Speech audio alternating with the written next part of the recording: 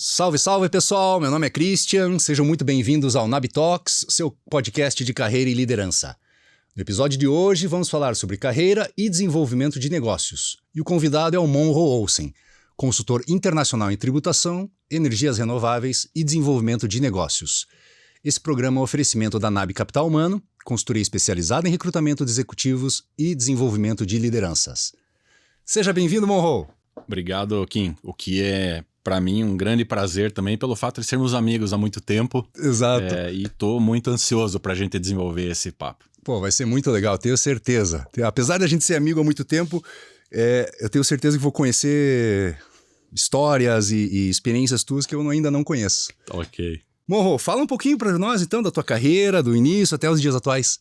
Então, Kim, comecei cedo, na verdade, né? Sou de família de industriais, o pessoal que trabalhava também na área de varejo, né? Com supermercados, e o meu padrasto também advogado. Então, eu tenho todos. Uhum. E então, eu nas férias... Você nasceu em Curitiba? Eu sou nascido em Caçador, Santa Catarina, e vim para Curitiba com 5 anos de idade. Legal. Daí a minha família de Caçador é industrial, daí a família materna, né, é de Porto União, onde eu morei até os 5 anos de idade, e do meu padrasto, Uhum.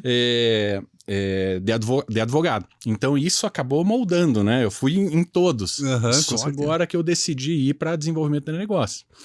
Mas interessante é que nas férias, né? Então eu trabalhava no supermercado do meu avô, ou ia na fábrica, então sempre arrumando coisa pra cabeça, né? Uhum.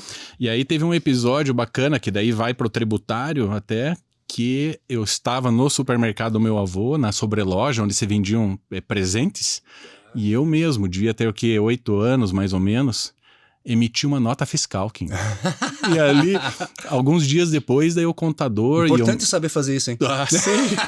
Me chamaram para me dar uma bronca, porque na verdade a vendedora que teria recebido uma comissão não ganhou.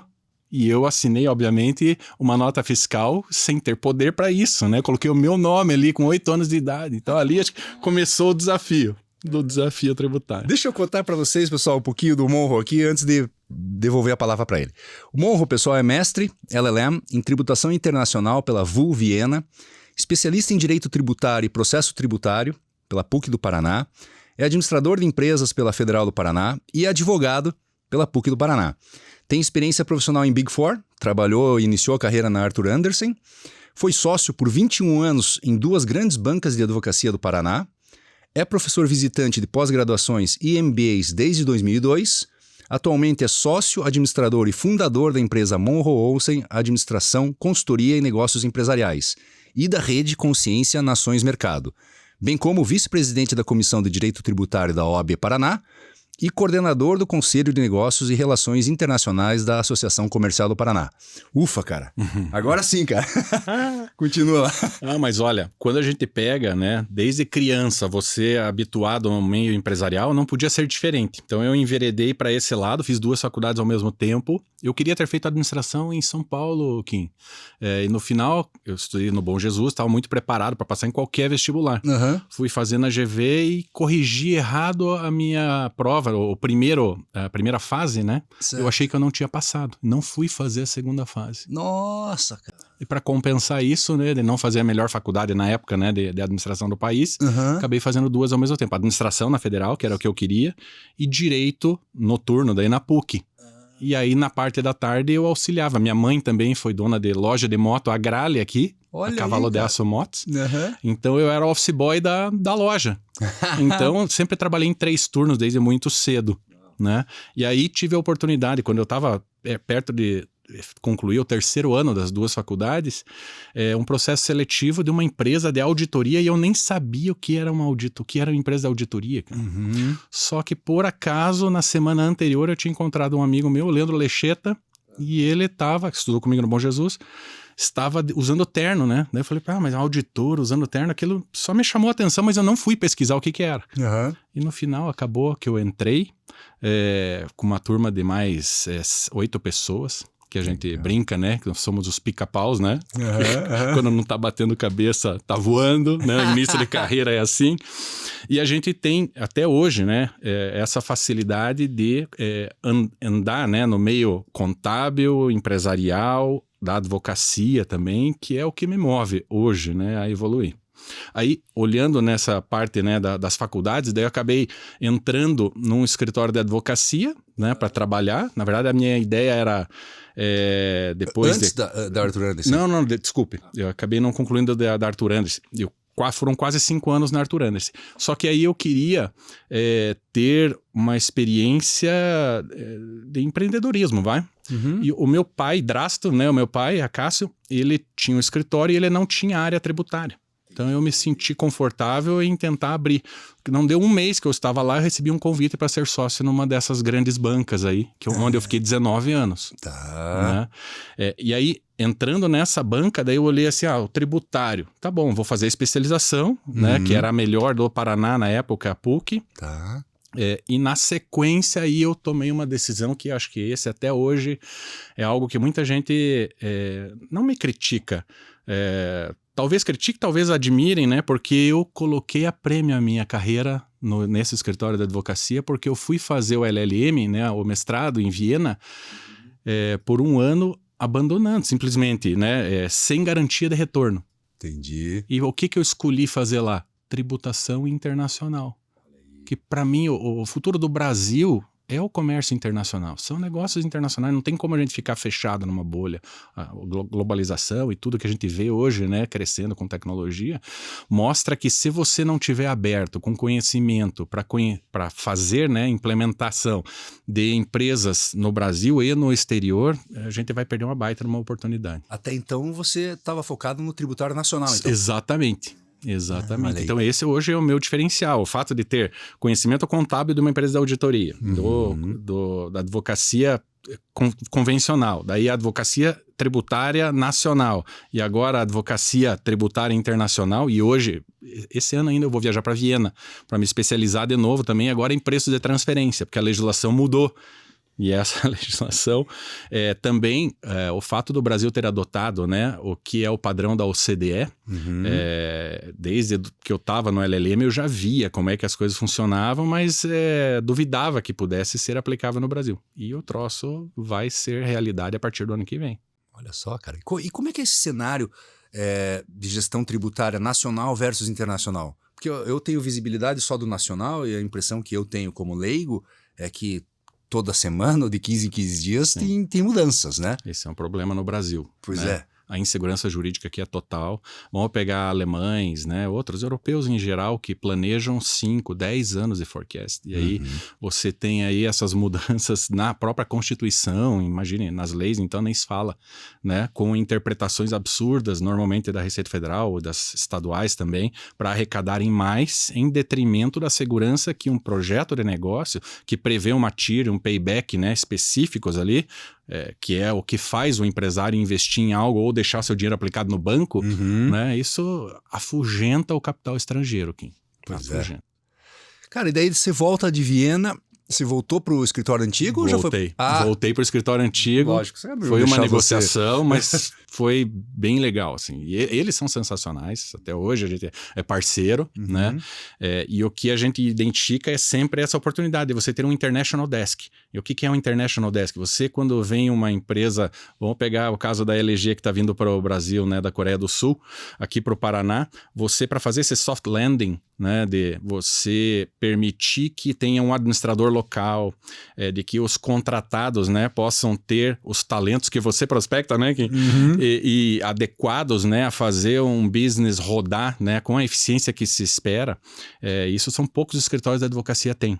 Né? Então, aqui no Paraná a gente já tem alguns, né? Mas normalmente as empresas multinacionais vão se socorrer de São Paulo e Rio de Janeiro, né? Olha aí.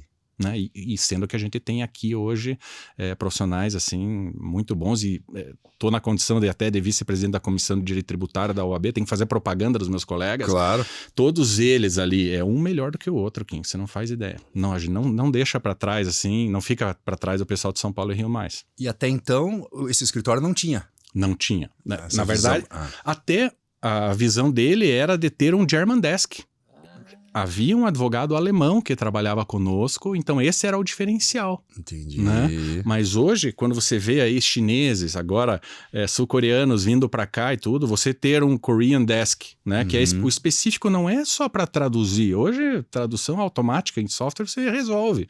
Mas a questão de você traduzir para a prática cultural daquele país, que vai dar segurança para o investidor, isso é um baita diferencial. Putz, maravilhoso, hein? Sensacional. E, cara, depois de 21 anos advogando, né, dando consultoria tributária, né, para grandes empresas, você resolve dar uma pivotada de carreira, né? Deve ter sido até difícil explicar em casa, né? Porque estava numa posição de sócio de um grande escritório, com grandes responsabilidades. Sim.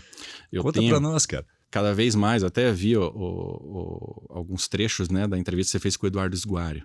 Pro segundo escritório que eu passei, né, que eu acabei ficando menos de 2 anos, eu fiz um assessment, né, do DISC, daí a gente fez o 5 Behaviors of a Cohesive Team, e eu já tinha também algum conhecimento de outros assessments, né, Instituto Gallup e tal.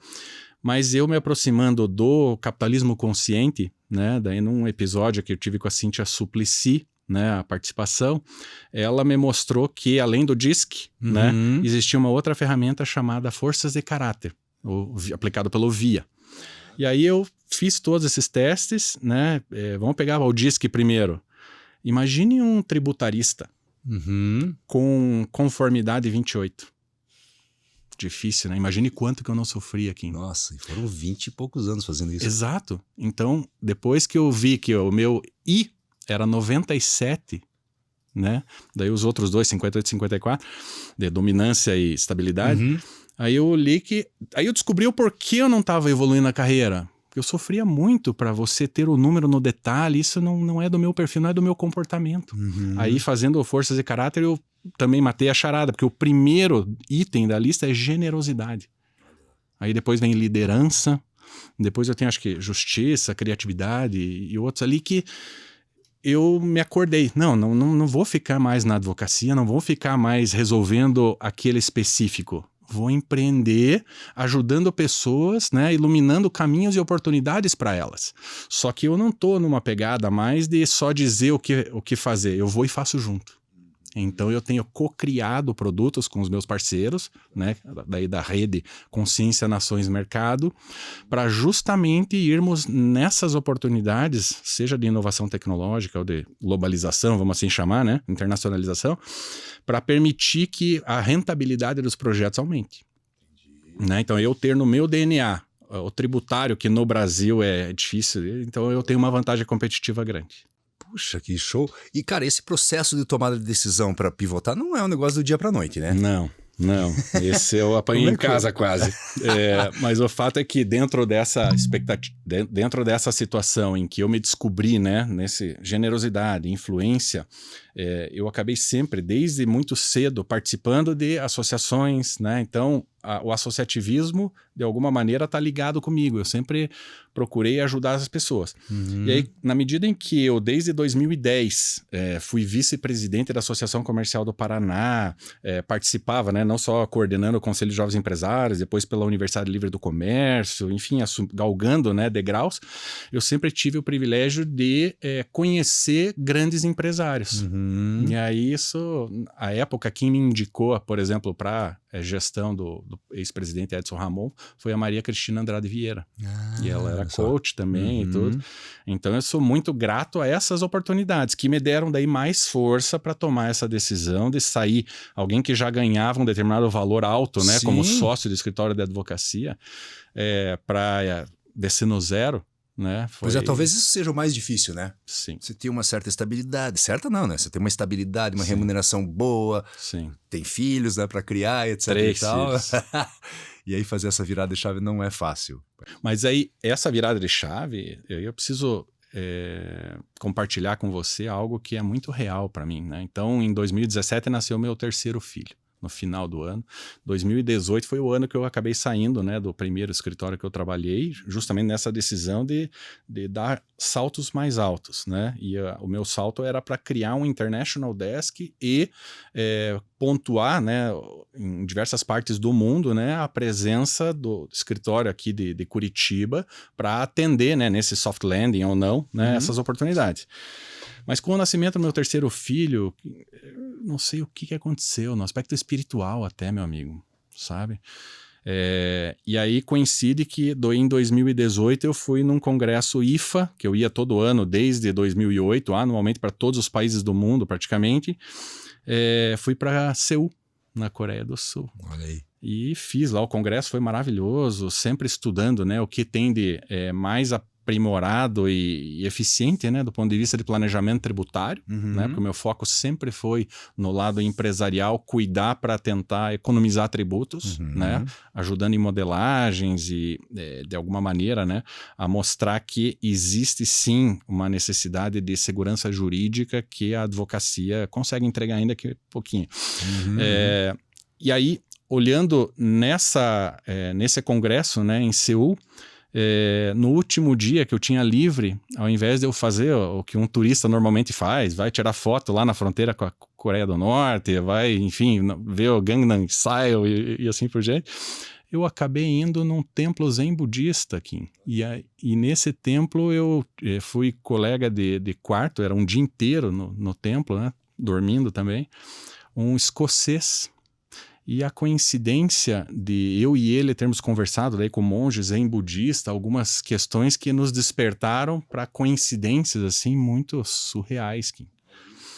E aí essa minha aproximação com o budismo, né, o fato de ter morado em Viena, eu viajei a Europa inteira também, conhecendo grandes igrejas e tal, eu fiquei um pouquinho pé atrás com a igreja católica por conta do excesso de riqueza, né? Se você pomposidade, tudo prega, de ouro, né? né? A simplicidade não faz, enfim, e agora eu tô me descobrindo. Então, com o nascimento do meu filho, mais essa experiência na Coreia do Sul, eu comecei a buscar a minha consciência.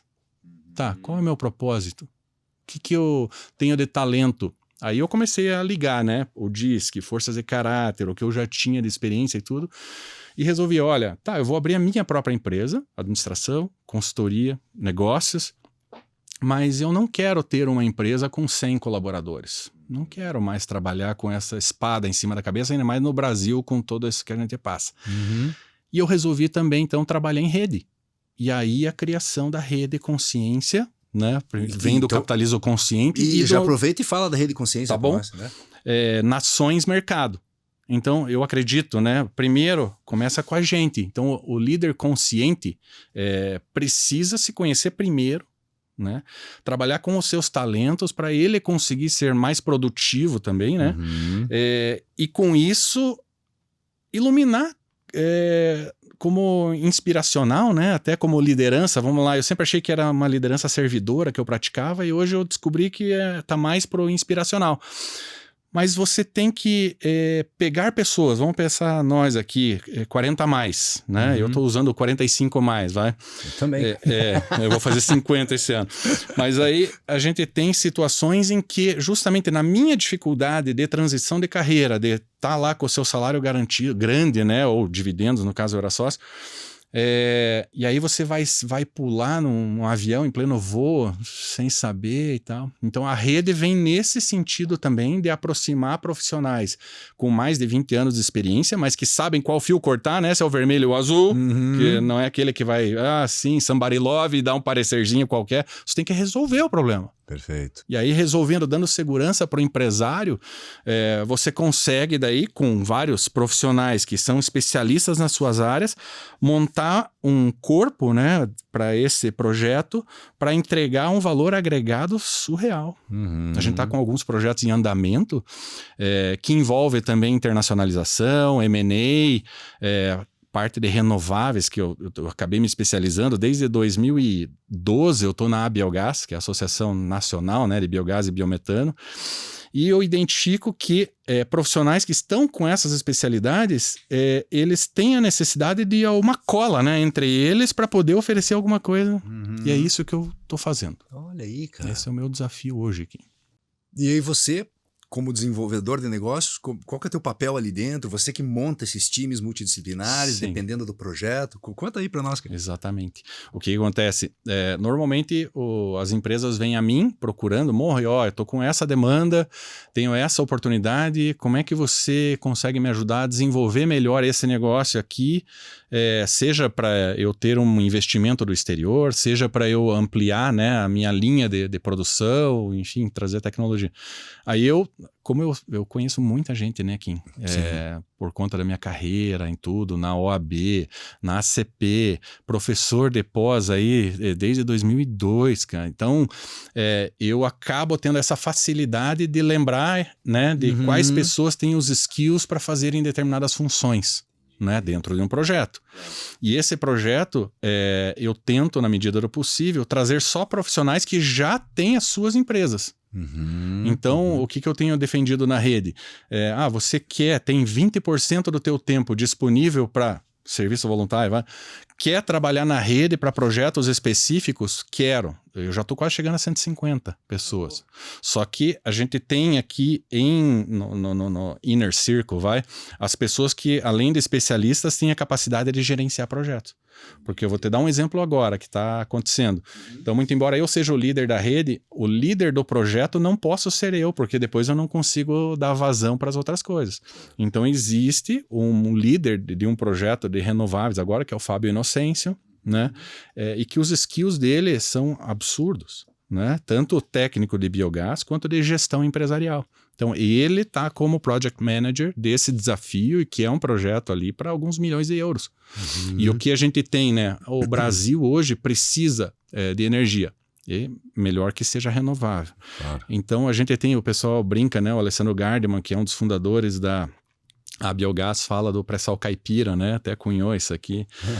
E é a pura realidade. Você tem do setor sucroalcooleiro, do setor de proteína animal e tal, um monte de rejeito, né? Que fica daí sujeito a sanções até ambientais, sendo que você pode usar isso como ativo para você gerar o seu gás. Atualmente é lixo. Que atualmente é lixo.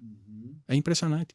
E aí, falando em negócios, um empreendimento desse, em que vão pegar uma leiteria, em que eu tenha, 1.000 vacas que seja, eu consigo gerar perto de 1 mega de energia elétrica com isso, e o digestato, né, que é depois do processo, eu consigo transformar isso em biofertilizante. Em termos de negócio, se eu coloco eles separados, o gás eu consigo dar uma TIR de 25%. Biofertilizante, por conta da guerra e tudo, da Ucrânia e, né, Rússia, a gente chegou a uma TIR de 40% no nosso projeto. Dá mais do que o resultado, do que o negócio original, em termos de margem. Exatamente. Isso sem os upsides, né, sendo considerados como o dinheiro do projeto. Que upsides são esses? Crédito de carbono, daí o balanço social, porque você está envolvendo toda a comunidade ali para também cuidar do meio ambiente, esse engajamento, cara, é só ganha, ganha, ganha. Cara, fala então um pouquinho da Biogás, né? A Biogás é o nome da associação? A Biogás, então, desde 2012, fez 10 anos, eu estou de conselheiro fiscal lá. Tá. E eles estão agora no momento em que eles estão atendendo cada vez mais, né, as grandes empresas de gás e tudo. Né? O início foi sempre olhando no pequeno produtor, agora está mais para os grandes fabricantes e geradores de energia, mas tem espaço para todo mundo. O Brasil e a América Latina, né? Se for pegar também a quantidade de gás natural que existe, então você tendo a mesma molécula, né? E aí a gente vê o GNV, gás natural veicular. É a mesma molécula CH4, que é o gás natural, que é o biometano, que vai movimentar o nosso carro. E tudo isso com esse retorno financeiro. Sensacional. Então tá muito aquecido esse mercado. Vai aquecer mais ainda aqui. E se a gente pensa o Brasil inserido no mundo, né, como uma potência competitiva, a gente necessariamente, já fugindo das barreiras comerciais que certamente serão criadas, né, para eles se protegerem, né, Europa em especial, a gente tem que estar descarbonizando toda a nossa cadeia, né? Desde o plantio até o transporte, navios, já existem navios movidos a biometano, né? Na verdade, liquefeito, LNG. Tem empresas como a BYD, que tem o seu próprio navio, Né? O meu sonho de consumo é as nossas cooperativas, por exemplo, né? E grandes produtores terem os próprios navios movidos com os combustíveis feitos a partir do dejeto deles. Sensacional, hein? E eu imagino, olhando o cenário internacional, assim, que o custo da energia brasileira para o Brasil é muito mais barato do que lá na Ásia, na Europa, nos Estados Unidos. Isso não é uma barreira para esses investimentos, para essa modernização, vamos dizer assim? Entendi.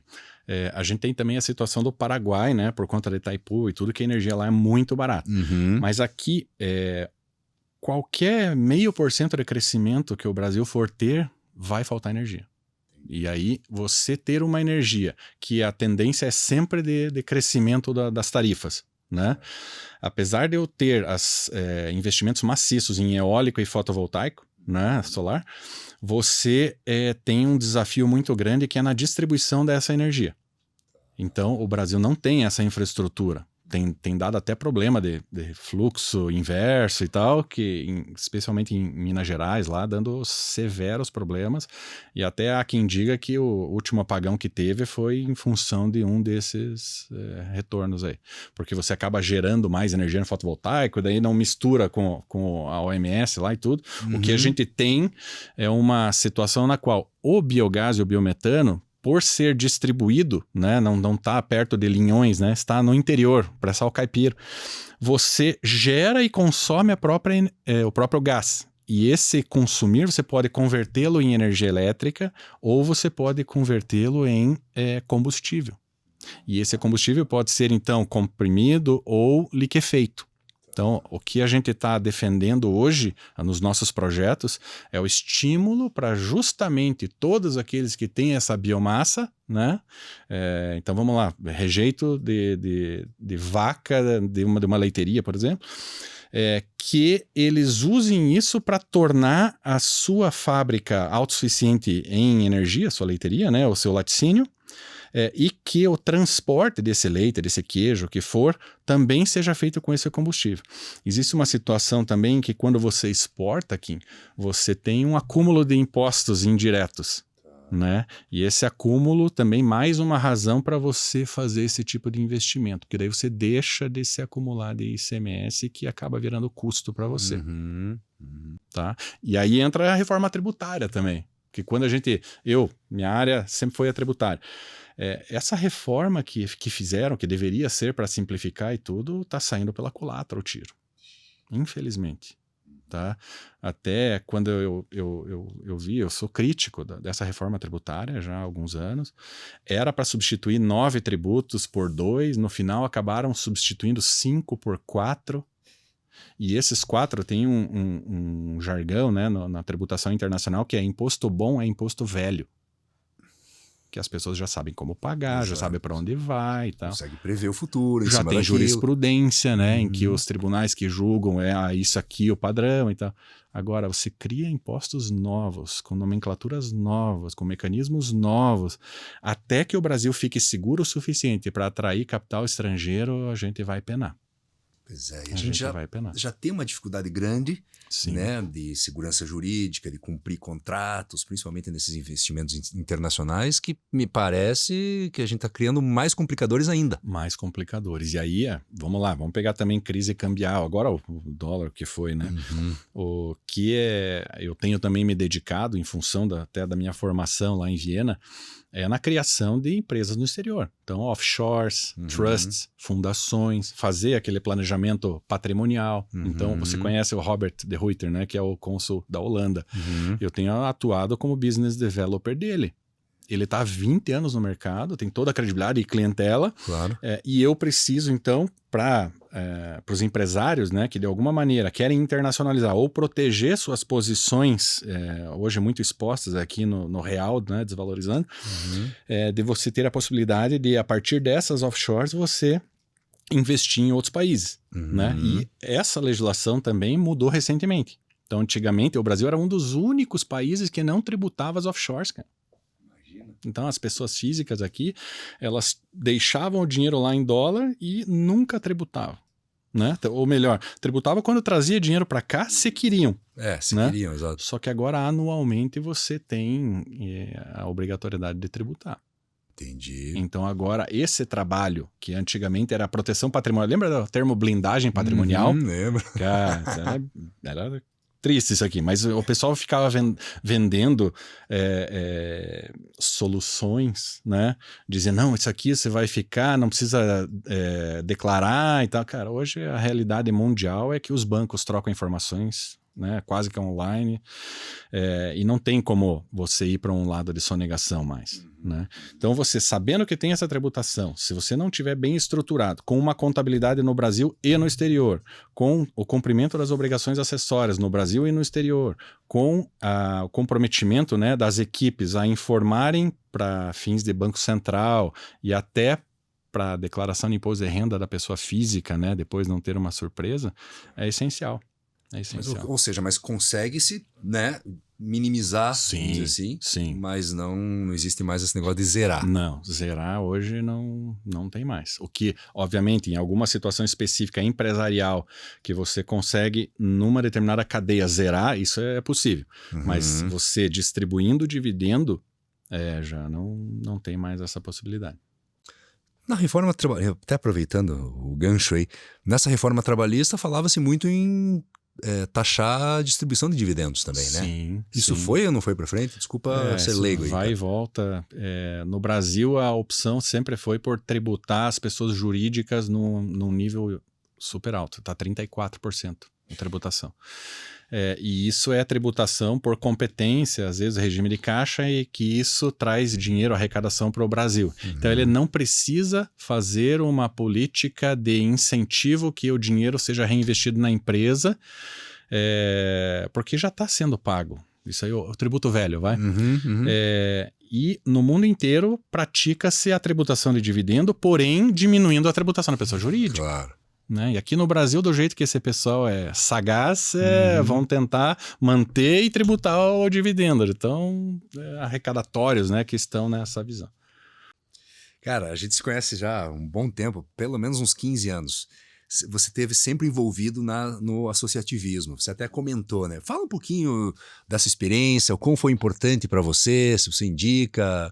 Sim, o que a gente vê, né, formas de associativismo, né, seja numa associação comercial, seja numa cooperativa, né, seja numa entidade sem fins lucrativos, então OAB, que você tá... OAB, né, as que são profissionais, né, você sempre tem a oportunidade de trabalhar em conjunto com as pessoas, e quando você está em conjunto com alguém, você sempre ganha. Sempre ganha, e daí você, ou 1 mais 1, né? É mais do que 2 no caso de criar sinergia. E você tem, no meu caso aqui, dando como exemplo, as experiências de outros profissionais com os quais eu convivi, né, na gestão. Eu fui vice-presidente da associação, onde eram 24 vice-presidentes. Então, a quantidade de pessoas com as quais eu interagi, vendo daí o que era o sucesso empresarial dele e tal, tudo isso a gente vai trazendo para a nossa caixa de ferramentas, né, Kim? Então, eu recomendo muito que as pessoas, os profissionais, né, ou os estudantes mesmo, que olhem muito as oportunidades de participar dessas entidades, os jovens aí nos conselhos de jovens. Foi onde eu comecei, na Associação Comercial do Paraná, porque em algum momento você vai ter alguma sacada, alguma oportunidade que é só quem está ali sendo visto que vai ser lembrado. Sensacional. E futuro, cara, o que você pensa? Rapaz, eu tô... Porque a vida, a gente tem uma longevidade gigante hoje em dia, né? Sim. E com vários filhos, Sim. A responsabilidade aumenta. Semana passada eu fiz bodas de prata. E aí os meus filhos... eu vi lá teu Instagram, te curti. Estão com 14, 10 e 6. Daí falava, o futuro. Eu tô... enfim, pra mim, né? Nasci pra criar essa turminha aí, né? Agora eu tenho uma irmã que eu conheci agora, uma mais velha, 2 anos atrás, a Mauri, uma querida, né? Sou apaixonado por ela. E isso tudo tá mexendo com a nossa família, né? Claro. Sempre pro bem.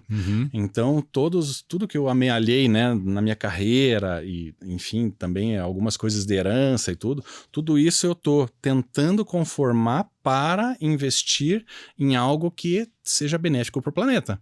né? Então, energias renováveis, todos os empreendimentos que eu invisto, né, o nosso capital, eles têm algum viés ESG, né, especialmente social e tudo.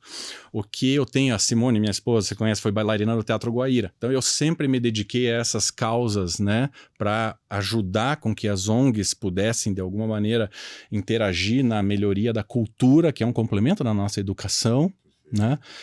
Então eu sempre fui muito imbuído disso. E daí nesse futuro, então, eu não me vejo de outra forma senão viajando o mundo inteiro, espalhando todas essas ideias e inspirando as pessoas a trabalharem sempre em rede. Então, quando eu tive a ideia, né, da rede Consciência, Nações, Mercado, a gente está, claro, muito inspirado nos pilares do capitalismo consciente, mas na consciência e essa questão de internacionalização, né, Kim? Então, eu não me vejo de outra maneira. Já tenho 2 viagens internacionais marcadas para esse ano aqui, mas quero ver se eu já vou numa terceira. Que é buscar as oportunidades, buscar investimentos para que o nosso Paraná, o nosso Brasil cresça. Muito legal. Fala para o pessoal o que é o capitalismo consciente. Então, capitalismo consciente, eu tô embaixador deles, né? E, inclusive no conselho, desde 2021, quando... Pô, pessoal, desculpa, eu apresentei só metade, então. Não, tem E o capitalismo consciente é algo que também mudou a minha mentalidade. Que a gente tem grandes empresas, médias, pequenas, startups. A minha empresa, hoje eu faço questão de dizer, eu pago só R$350 por mês, com o maior prazer, porque o que eles fazem de conteúdo, não só ESG, mas inspiracional com livros, Raj Sisodia sobre a questão de humanizadas, né, e a liderança consciente, e vários outros. Isso me permitiu dar o salto na carreira. Quando eu conheci em 2021, eu ainda estava titubeando. E hoje não, estou firme. Então eu tenho uma empresa, Monroe Olsen Business Development, eu estou chamando, e a rede Consciência, Nações, Mercado. Quando eu tenho nos pilares, que é liderança consciente, cultura consciente, orientação para stakeholders e propósito maior, cara, tudo se conecta, tudo é muito, para mim, realmente representativo. Eu indico todo mundo, né, que sigam também o Capitalismo Consciente. Sigam aí, galera. Na filial aqui do Paraná, o nosso líder hoje é o Fábio Ban. Ele é de Londrina. Né? Sensacional. Ele vai estar aqui no dia 13, aqui no evento Paraná Mais Consciente. E é um evento de dia inteiro, das 8 da manhã até as 19 horas, na Associação Comercial do Paraná, legal, que é uma apoiadora do capitalismo consciente, junto com o Diário Indústria e Comércio e outras que a gente conhece.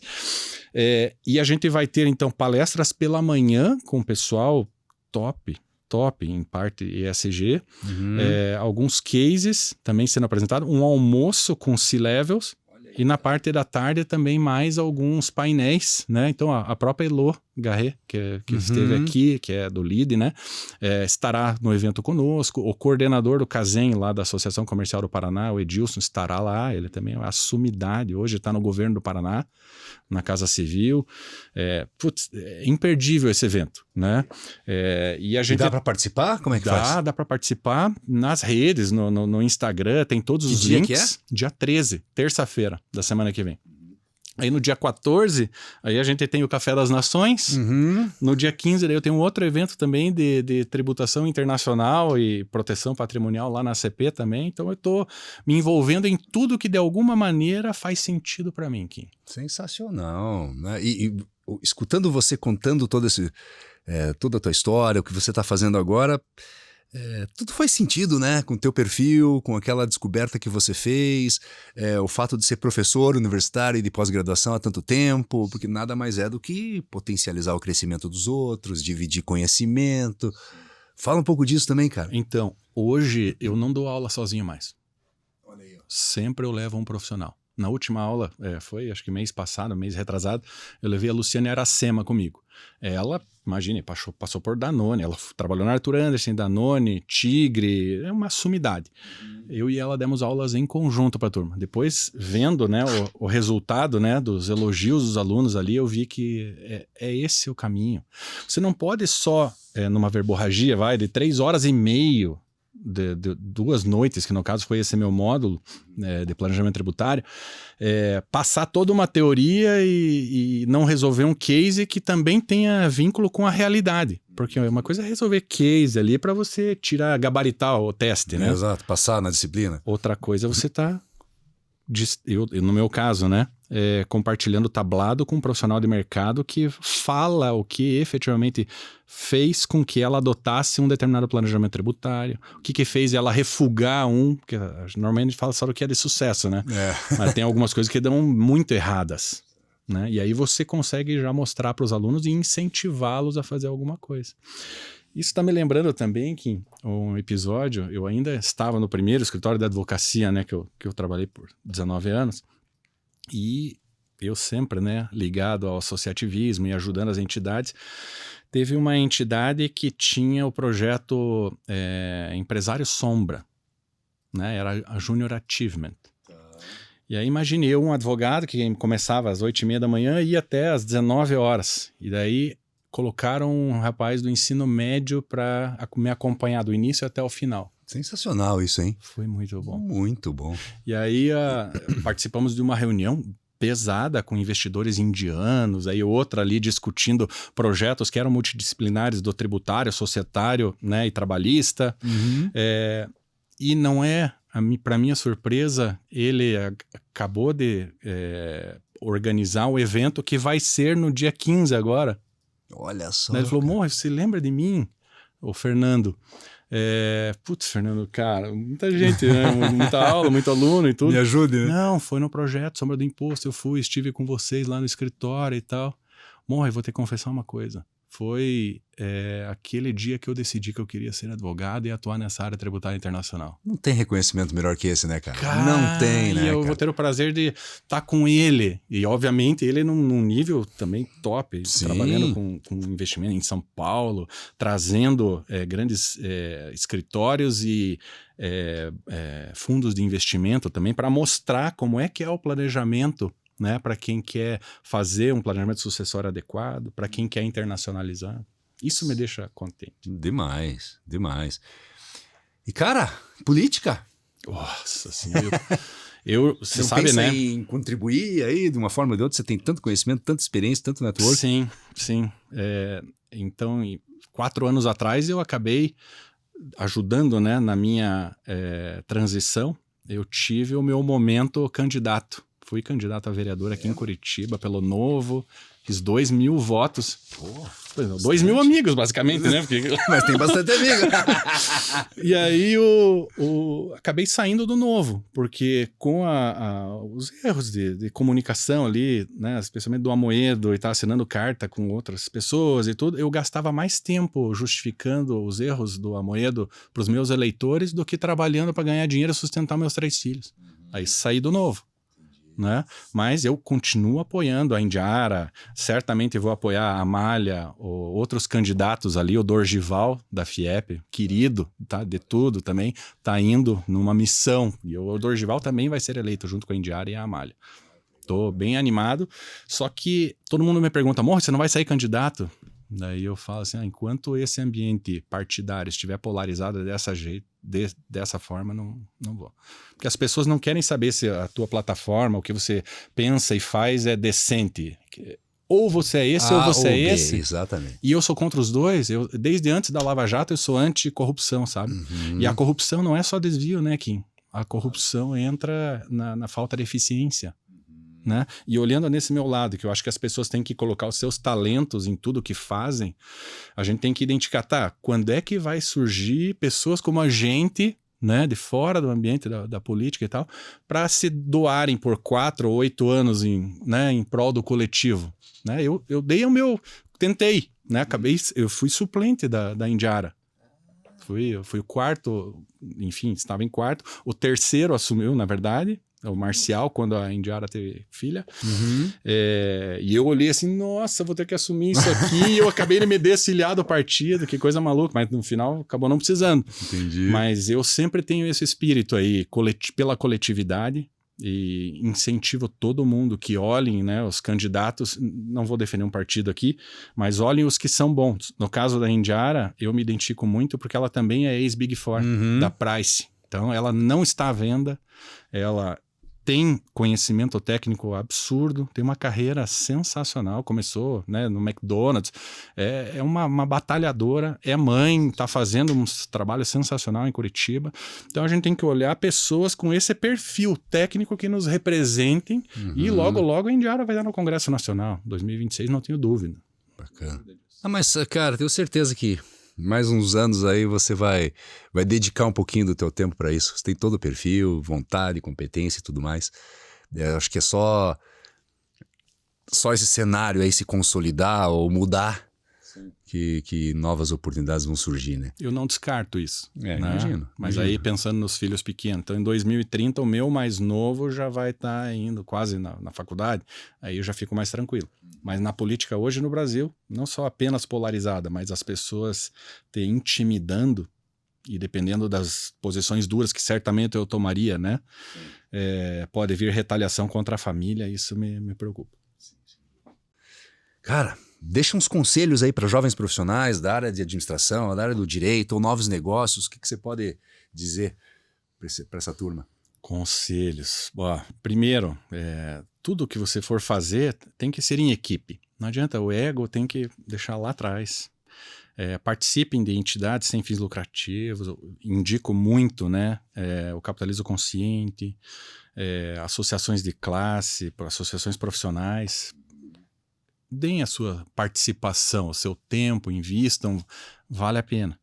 E olhando hoje, né, no meio tecnológico, tudo disruptivo, inteligência artificial e tudo, eu não tem como ser diferente algo mais internacional, né? O Brasil, vamos lá, tomara que esse problema geopolítico aí não nos afete, né?